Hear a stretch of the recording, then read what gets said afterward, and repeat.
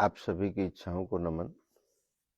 अभी तक हमने इच्छा पूर्ति दर्शन के 6 अध्याय पूरे करे हैं, जिसमें जन्म से लेकर के, जन्म से पहले से लेकर के और युवावस्था तक का सफ़र तय किया है। इच्छाओं का जो ये ज़िंदगी है, ये बगैर इच्छाओं के चलती नहीं है।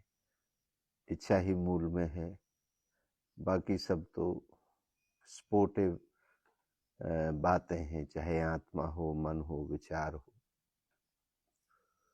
आप मेरी बात ना माने बेशक, लेकिन आप अपने आप को कनेक्ट करके देखें। जो बातें इस दर्शन के द्वारा बताई जा रही हैं, उनमें अगर आपको कहीं भी कोई भी किसी भी तरीके की बात ऐसी लगती है कि जो अनर्गल है, जो आपको अनुभव नहीं होती, तो मुझे बेशक बताएं, क्योंकि ये दर्शन मैंने आप सब के लिए, अपने लिए, इस दुनिया के हर व्यक्ति के लिए तैयार किया है, ताकि इससे आज के युग में आपको, आपके परिवार के साथ रहने में, आपको अपना जीवन जीने में इसका फायदा मिल सके। मैं किसी भी ढोंग, पाखंड, अंधविश्वास का इस दर्शन में कोई स्थान नहीं है, बल्कि आपको आपके ना तो धर्म से, ना आपके परंपरा से, ना आपके जीवन से, जो भी आप जी रहे हैं उसमें मैं एक नया दृष्टिकोण दे रहा है ये दर्शन। तो आप अपने जीवन को समझने का प्रयास करें और अपने साथ अनुभव करें। अपने अनुभव का दर्शन है ये। कोई आपके लिए ऐसी सामग्री, ऐसा कथन, ऐसा पठन नहीं है जो आपके साथ जबरदस्ती करता है। ये आपको सोचने पर मजबूर कर देता है कि अभी तक की आपने जो जिंदगी जी, वो कहीं आपने अंधविश्वास और पाखंड के घेरे में तो नहीं काट दी। तो इसमें पूरे जीवन का वृतांत है, एक एक इच्छा पर फोकस करेंगे। 10,000 पन्ने का है ये दर्शन। इन 10,000 पन्नों में आपके जीवन को बिल्कुल एक एक परत को खोला जाएगा, और जहाँ भी आपको लगता है कि ये मेरे जीवन की बात नहीं है, वहाँ आप मुझे रोक सकते हैं, टोक सकते हैं, क्योंकि इस दर्शन का भी एक मित्रवत आधार है और मेरा भी। मुझे गुरु ना समझें और इस दर्शन को अपनी ज़िंदगी से बाहर ना समझें, इसको भी गुरु ना समझें। ये भी आपका मित्र है और मैं भी आपका मित्र हूँ। चलो अगले अध्याय की तरफ बढ़ते हैं। 7वां अध्याय क्या कहता है वो जरा देखते हैं। अध्याय 7, प्रेम और संबंध। इच्छा की साझी इच्छाएं।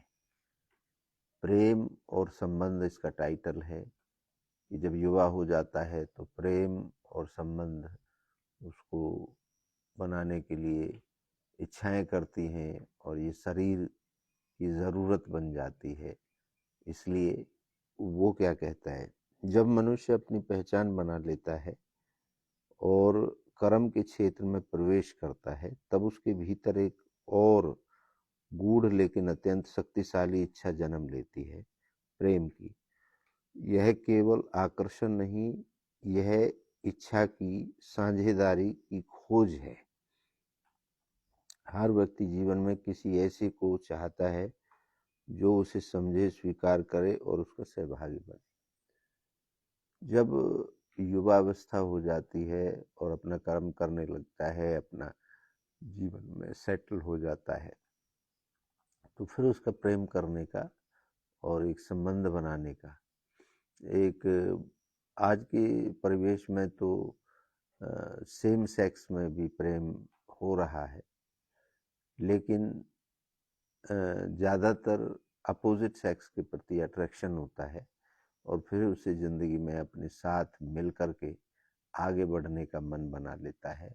तो ये एक शारीरिक और एक समय की भी भूख है, ज़रूरत है। ये कोई ऐसी चीज़ नहीं है जो अपराध बोध लाए, क्योंकि ये ज़िंदगी की ज़रूरत है और ज़रूरत के हिसाब से ही हमारी ज़िंदगी, हमारी इच्छाएं जन्म लेती हैं। ज़रूरत का, आवश्यकता का और इच्छा का चोली दामन का साथ है। जैसे जैसे ज़रूरतें बढ़ती रहती हैं वैसे वैसे इच्छाएं जन्म लेती रहती हैं। जब एक इच्छा पूरी हो जाती है फिर दूसरी चालू हो जाती है। तो अब जब युवा अवस्था आ जाती है और उसमें आप सेटल हो जाते हैं, आप कर्म करने लग जाते हैं, नौकरी, बिजनेस या कोई अन्य तरीके का काम करने लग जाते हैं, तो फिर आपको एक साथी की ज़रूरत पड़ती है जो आपकी ज़िंदगी को आगे बढ़ाने में काम आए। प्रेम की इच्छा केवल यौनिक नहीं होती, वह भावनात्मक, मानसिक और आध्यात्मिक स्तर पर भी होती है। ये ऐसा नहीं है कि कोई यौन संबंध बनाने के लिए ही इसकी ज़रूरत है। ये आध्यात्मिक स्तर पे भी एक साझेदार की ज़रूरत होती है जीवन में। भावना भी इसमें एक दूसरे की अटैच होती हैं और एक मानसिक सेटिस्फेक्शन भी मिलता है। एक इच्छा रहती है कि मेरा कोई साथी बने और जब वो बन जाता है, मिल जाता है, तो फिर वो एक इच्छा पूरी हो जाती है। स्वामी राजेंद्र देव जी महाराज कहते हैं, मैं कहता हूँ इसके बारे में मेरा क्या दृष्टिकोण है वो बताता हूँ। प्रेम वह पुल है जो दो इच्छाओं को जोड़ता है, लेकिन जब वह केवल शरीर से जुड़ा होता है तब वह पुल नहीं, भ्रम बन जाता है। आपने देखा होगा जो केवल शरीर के अट्रैक्शन के लिए जुड़ता है, वो कुछ दिन में दोनों, जब शरीर की ज़रूरत पूरी हो जाती है तो दोनों अलग हो जाते हैं। लेकिन ये एक आत्मिक, एक अंदर से भावनात्मक जुड़ना चाहिए और तभी आपकी इच्छा का सेटिस्फैक्शन होता है, अदरवाइज वो इच्छा अधूरी रह जाती है। प्रेम की चार परतें हैं। प्रेम की जो है वो चार परतों में इस दर्शन में हमने लिखा है। शारीरिक आकर्षण, यह तत्कालिक है, क्षणिक है। शरीर का जो अट्रैक्शन, वो बड़ी सुंदर जा रही है, वो बड़ा सुंदर है, उसका शरीर बड़ा अच्छा है, वो बड़ा गठीला शरीर है, ये पहला है, पहला स्तर है जो शरीर को देख करके एक दूसरे के प्रति आकर्षण होता है। उसके बाद लेकिन ये क्षणिक होता है, थोड़ी देर अच्छा लगता है, फिर जैसे आंखों से ओझल हो जाता है वैसे ही उसका अट्रैक्शन बंद हो जाता है। दूसरा है भावनात्मक लगाव, यह थोड़ी गहराई देता है लेकिन असुरक्षित होता है। फिर भावना जुड़ जाती है, ये थोड़ी गहराई तो देता है लेकिन ये कुछ समय के बाद ये भी खत्म हो जाता है। तीसरा है मानसिक समानता, यह रिश्ता लंबा चलता है जब विचार मिलते हैं। ये मानसिक स्तर पे जब जुड़ाव हो जाता है, यह रिश्ता लंबा चलता है और इसका जुड़ाव स्ट्रॉन्ग रहता है जब मानसिक स्तर पर भाई मन मिल गए, ये भी तो एक शब्द कहा जाता है। और चौथा है आध्यात्मिक एकता, यह वह अवस्था है जहाँ प्रेम सेवा बन जाता है और इच्छा की उपासना बन जाता है। जो ये आध्यात्मिक जुड़ाव है, इसमें एक दूसरे की सेवा भाव आ जाता है, मैं एक दूसरे की समर्पण कर रहा हूँ, सेवा कर रहा हूँ, और ये जुड़ाव पूरे जन्म तक चलता है। तो प्रेम की ये चार स्तर हमने इसमें लिखे हैं। पौराणिक दृष्टि से शिव और पार्वती का मिलन केवल विवाह नहीं था, यह तप, समर्पण और साधना का परिणाम था। पुराने ग्रंथों में लिखा है शिव और पार्वती का ये कोई शारीरिक मिलन नहीं था, ये उनकी तपस्या, उनका विश्वास, उनका भावनात्मक, हर तरीके से शिव और पार्वती का जुड़ा हुआ था। राधा और कृष्ण का प्रेम अलौकिक था, जहाँ शरीर अनुपस्थित था लेकिन आत्मा पूर्ण रूप से जुड़ी थी।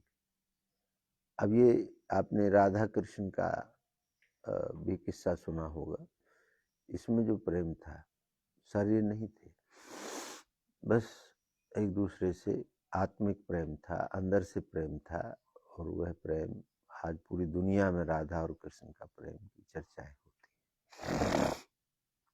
हैं। सीता और राम का प्रेम मर्यादा और त्याग का प्रतीक था। सीता और राम, बेशक 14 साल अपने पति से दूर रही सीता, लेकिन वो आत्मिक था, वो गहराई से था। उनका प्रेम एक मर्यादा के अंदर था। तो ये त्याग के अंदर था। आज का यथार्थ, आज का समय क्या कहता है? आज की दुनिया में प्रेम भ्रम से भरा हुआ है। सोशल मीडिया से रिश्ते सतही हैं। डेटिंग एप्स और स्वाइप कल्चर ने स्थायित्व को नष्ट कर दिया है। आज का जो प्रेम है वो बड़ा ही सोशल मीडिया और ये जो ऐप वगैरह चल रही हैं इनके द्वारा किया जाता है। ये क्षणिक होता है, ये ऊपरी सतह से होता है, इसमें गहराई कम है।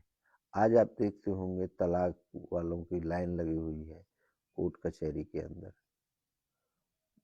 रोज नई नई ऐप हैं, उन पे दोस्त बनते हैं, लेकिन एक शारीरिक ज़रूरत पूरी हो जाती है, फिर दोनों अलग हो जाते हैं। आज आप ढेरों केस ऐसे देखते हैं जो क्षणिक है। तो इसमें गहराई लाने की ज़रूरत है। युवा प्रेम में स्थायित्व चाहते हैं लेकिन संयम नहीं रखना चाहते, इसलिए रिश्ते बनते भी हैं तो टूटते भी हैं। युवा है जो गहराई नहीं चाहता, स्थायित्व नहीं चाहता। ये इच्छाएं बदलती रहती हैं, मुझे ये अच्छी लगती है इसके साथ बना लूँ, वो अच्छी लगती है। तो इस तरीके से जो ये बदलाव है ये कहीं ना कहीं घातक हो रहा है। और ये आपको आपके जो रास्ते पे आपको जाना है, जिस रास्ते से, उस रास्ते में भी रुकावट हो रही है। आपके जीवन के कैरियर में भी रुकावट हो रही है, क्योंकि आप इन रिश्तों में उलझे रहते हैं। तो फिर वो स्थायित्व, वो ताकत, वो पारिवारिक जो आगे बढ़ने का जो विचार है दो इच्छाओं का, वो नहीं हो पाता। यह प्रेम की सबसे बड़ी विडंबना है। इच्छा तो स्थायी संबंध की होती है लेकिन आचरण क्षणिक होता है, आचरण बदल जाता है। इच्छा तो होती है कि मैं इसके साथ घर बसा लूं, अपने बच्चे पैदा करूं, अपना आगे वंश बढ़ाऊं, लेकिन स्थायित्व नहीं दे पाते। स्वामी राजेंद्र देव कहते हैं, मतलब यानी कि मैं कहता हूं, लेखक कहता है,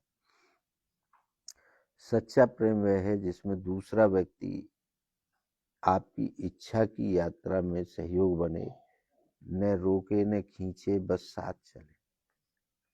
तो मैं ये कहता हूँ कि जो प्रेम है उसमें रोके नहीं, न खींचे, आपका साथ दे। और हर व्यक्ति अपने रिश्ते में यही चाहता है कि मेरा जो दूसरा पार्टनर है, मेरा जो दूसरा साथी है, या उसको हम रिश्ता पति पत्नी का भी कह सकते हैं, यही चाहता है कि वो डिस्टर्ब ना करे, वो सहयोग करे। तो ये मेरा कथन है।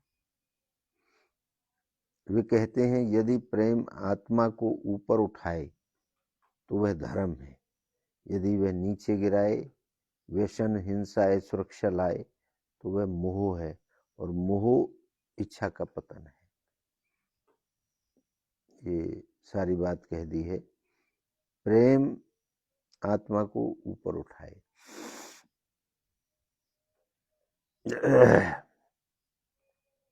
और व्यसन, हिंसा, ये सब रिश्तों को खराब कर। प्रेम को पोषित करने के उपाय, मतलब प्रेम को लंबा चलाने के उपाय भी कुछ लिखे हैं। संवाद में ईमानदारी हो, जो हम एक दूसरे के साथ बातचीत करते हैं उनमें ईमानदारी हो, सत्यता हो, झूठ ना हो।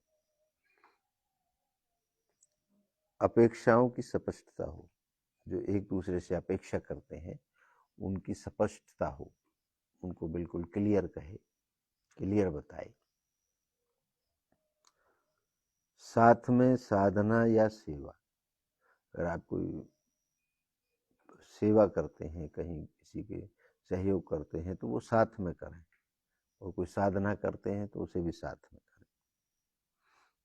अहंकार का त्याग, अब एक दूसरे के सामने अहंकार नहीं होना चाहिए।